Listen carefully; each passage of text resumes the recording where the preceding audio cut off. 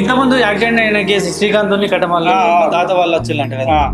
పెద్దన మాత్రం మార్గం మధ్యలో జరిగిపోవడం జరిగింది. ఆ అబ్బాయి మాత్రం కొంచెం తలకు బాగా గాయం తాగడం వల్ల కొంచెం ఇబ్బంది ఉన్నది. 24 hours గడిచేదాకా మాత్రం చెప్పలేం, అబ్జర్వేషన్ పెట్టాల్సింది.